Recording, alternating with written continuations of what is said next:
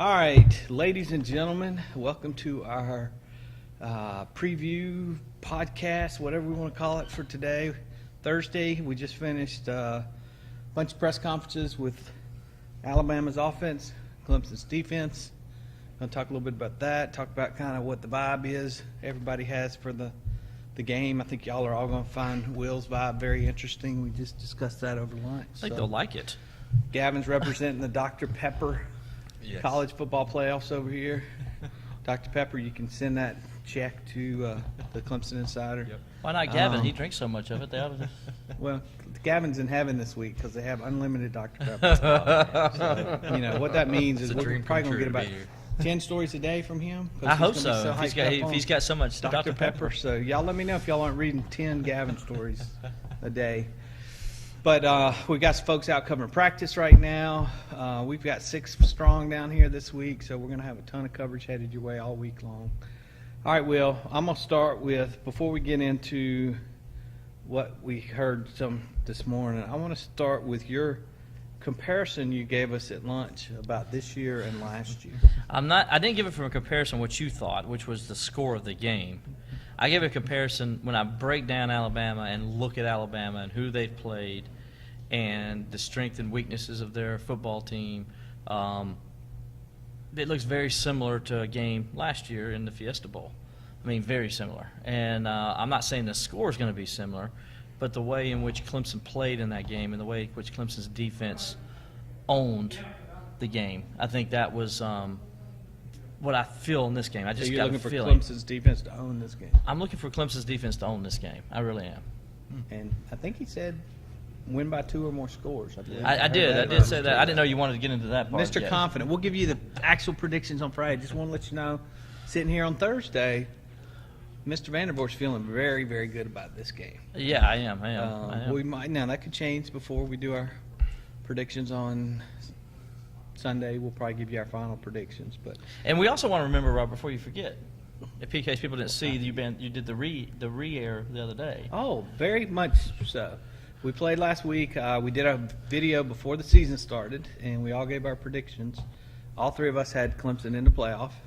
Not too many people out there, I don't think, had that. I had them going to the championship. These guys had them losing in the semifinals, but the fact that all 3 of us had them in the playoffs, we can say yes. We're the ones. So when Dabo says nobody predicted them to get here, to be here this far, that is not exactly true, Dabo. Tell him to watch because he needs to watch TCI and see these 3 right here. Right. Not only did that, but we predicted them to win the ACC Atlantic, we predicted them to win the ACC, and we predicted them. I think all of us had them going 12-1, if I'm not mistaken. Yeah. So, all right, now let's get to today. Sugar Bowl team arrived yesterday. This morning we got to hear from Venables and several of the defensive stars for Clemson. Coach Venables was we had this discussion as well. Seemed to be in a very good mood today, very laid back. He generally is a little better with the media in this type of setting with a lot of national guys and pretty laid back. Ton of respect. He talked about how he thought Alabama had the best group of running backs in the nation. We'll see if he makes the playoff against Georgia, if he says the same thing next week. Those 2 teams probably vying for that title. Feels like the offensive line Clemson's going to face is the best they faced this year. So tons of respect from Clemson. I didn't hear all the players. I got to hear Cleveland Farrell talk. He had a lot of respect. Did talk about how they went out and had a good time last night and how they're trying to balance the have fun versus the business trip. You guys got to hear some of the other defensive players here. What are some of the things y'all heard?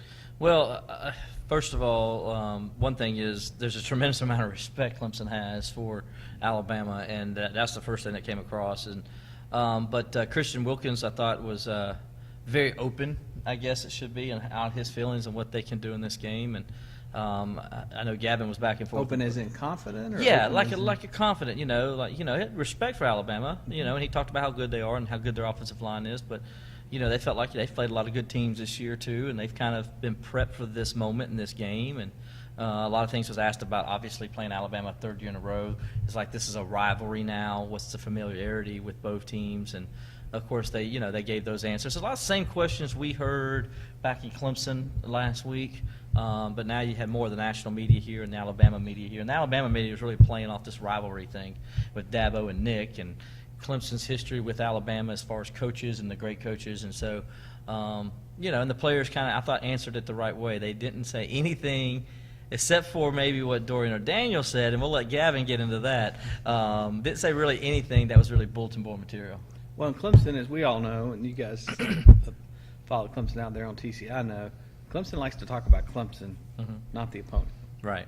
This morning they were kind of forced to talk a lot about the opponent. Yes. Which was a little different and for them. What did Venables say about the running backs? He called them. He says that it's sickening that they, because they talked about Derrick Henry 2 years ago. Obviously, Bo Scarborough is still with them now, but what he did last year against Clemson's defense. And now they got this guy named Damian Harris who played a little bit in last year's game, but a little bit kind of a different scat back, but got some power to him. Reminds me a little bit of Travis Etienne, that kind of running back. Well, he actually got into more of that on the Harrison Scarborough, and kind of took a shot because a lot of people out there made the excuse last year. Well, if Scarborough had been in the game the whole time, Alabama would have won. He kind of got into that and said, "Well, Harris is actually the starting running back now." Right. And he said, they had he was pretty good last year too, and he said he wasn't potato chips. That's right, the potato chips quote. That's right. Thought he was. Yeah. Gavin, tell us a little bit about Dorian and what he said. Yeah, so Dorian was asked why Clemson chose to play or to practice for the Sugar Bowl in Yeoman Stadium, which is Tulane University's stadium, and he was asked why Clemson, the top seed, gets to choose their location that they want to practice, the site they want to practice in, so either the Superdome or at Tulane, and Clemson chose Tulane, and that was, some people kind of found that odd, considering they're going to be playing the game in the Superdome. You would assume that Clemson would want to go get the benefits of, getting the familiarity with the dome and getting accustomed to that, and so it kind of raised some eyebrows when Clemson chose to practice at Tulane. And so O'Daniel was asked about that, and O'Daniel said he didn't know for sure. He kind of answered it that way at first, but then he brought up something about spies maybe being the reason that they chose to practice Tulane, as if he kind of alluded to maybe that Clemson was a bit concerned about Alabama using the kind of cavernous dome to maybe bring some spies in there and hide. We talked about that on the bus last night as we drove back from the airport and went by the Superdome. We were talking about why did Clemson choose, because Alabama was practicing at that time in the Superdome. We're like, why in the world would Clemson choose Tulane? That was kind of the speculation we had come up with. Today we hear Dorian kind of feed some credibility. And all I got to say about that is, do you know who Nick Saban's boss was before he became a college football coach? Bill Belichick. And I'm just going to say, there's a reason why it's called Spygate. He's still bitter. Spygate. The Patriots have already cheated twice against the Steelers now with Spygate and now the other day. So why not? I'm not surprised at all. I'm with Dorian on this. Yeah. And he was actually asked, so you think Saban could be? He was directly asked after he answered it that way. O'Daniel was asked, you think Nick Saban could have wanted to spy on you guys or something? He was like, no, I didn't say Saban. I didn't say Saban. So he kind of made that clear, but he also said, this is college football. You don't know what you don't know. We just wanted to take the safe route and practice there. So Clemson's out there in the eliminate the possibility 40-degree weather and the mist, and Alabama's practicing in the dome and getting used to the environment. You would have thought Clemson would. It raises your eyebrow a little bit. The only reason you would forfeit those benefits, I guess you could say, is for being concerned about something bigger, like them knowing your game plan. So that kind of explains it. It's a whole lot easier to see if somebody's watching your practice when you're outside as opposed to inside. Absolutely. It really is. There's places in the dome you can hide. You can get up in you get up in the press box area. You can see formations and everything up there. They clearly gave that some thought when choosing their practice location. So Remember, Dabo's always thinking. One of the other big topics is just, we heard from a lot of the players, is just, most of them, it's first trip to New Orleans. The weather's not great down here, but there's a lot to do on Bourbon Street and other things. A lot of questions about how they balance having fun and making sure that it's a business trip. Yeah. And Dabo came in yesterday when they got in town, and he was asked this because Nick Saban was too. And Nick Saban's whole philosophy is, I leave it up to my players, but what I've known is after 4 years ago when they got beat by Ohio State, the players have kind of been like, okay, it's a business trip. We're not going to go have fun. We're going to go to work. He says it's his players. I don't believe that. I think that's more Nick Saban. Because I tell you this much. We know for a fact Dabo Swinney was out on Bourbon Street last night. And he was out dilly-dillying to everybody and everything else. And not that he was doing anything. He was just he was not drinking. But he was just having a good time. Yep. And his players were out there having a good time. And as Dabo said yesterday, you come in and you want to have the bowl experience. You want your players to experience the bowl game because this is, even though it's the college football playoff, which is the exact opposite of what Nick Saban said, even though it's the college football playoff, this still is a reward for them. They earn this right to get to this point. You got to let them have a little bit of fun. And then as the week comes along, you start reeling them in a little bit more. And we even had our own theory, and this is mine and Gavin's theory, that we think that he just let them go out there and have a little fun. And then today's going to be a hard practice. And then that's going to keep them probably from not having so much fun tonight and tomorrow night. So, get it out of the way at the beginning. Get it out of the way at the beginning, get it out of their system, and then you practice them hard, and then they think about it when they got to go to practice the next day. So, Well, and Dabo likes to put all the installation, all that stuff in that's another before thing. they arrive. Yep. So when they get here, it's really fine-tuning, just keeping everybody in football shape. It's not installing anything for the game. Exactly. And the main thing during this week here is just the players staying healthy.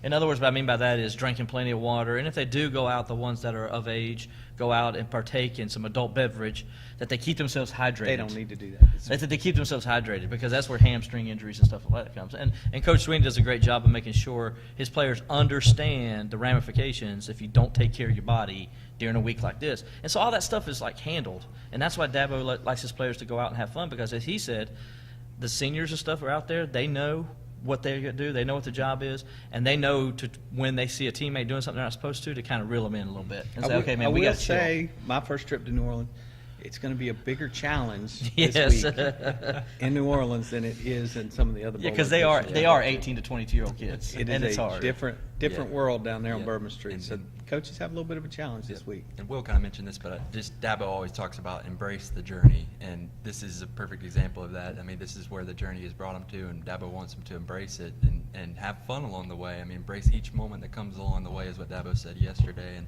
this is that moment right now. And Dabo was talking about just from checking into the hotel to practicing to enjoying dinner. I mean, just every little thing he wants them to embrace what they're doing and embrace the process and the journey along the way. And so that's kind of what this week is about for Dabo. That's his message to the team. And also wanted to say, we know that Cleveland Farrell was having a really good time with Travis Etienne last night, trying some beignets. He did say that today. So the guys are having a good time. For sure. Travis is showing them the town, as Christian Wilkins said yesterday to us. Yeah. Travis is going to show us what New Orleans is all about, and it sounds like Travis is doing that. Well, and Cleveland said, though, he said Travis knows all these places to go, but he said a lot of these places he's never been. Yeah. So, like, when they went there last night, he had never been there. He's Wow, how about that? From So, Jennings, you know, Louisiana. So yeah, it's there were not some exactly things he New kind of Orleans. knew to do and all, but he's enjoying it as well. That's good. That's good for Travis. Yeah, it's real Yeah. good, and we all know Travis is just great young man, great personality. So they're gonna have some fun this week. They're also gonna focus for hopefully another win over Alabama. We've been here. This is, I guess, our third day already. Yeah, this is day 3 for TCI. So we're going to do videos all week long, let you guys know. We've got our Taste of New Orleans we'll be doing, giving you guys a little bit of the flavor as we go around the town. We'll be going somewhere else tonight. So stay tuned to TCI. We got a ton of stuff headed your way all week long. We got army of folks down here. We're going to try to bring you every little morsel we can for those that weren't able to make the trip. Stay tuned to TCI all week long and through the game Monday night.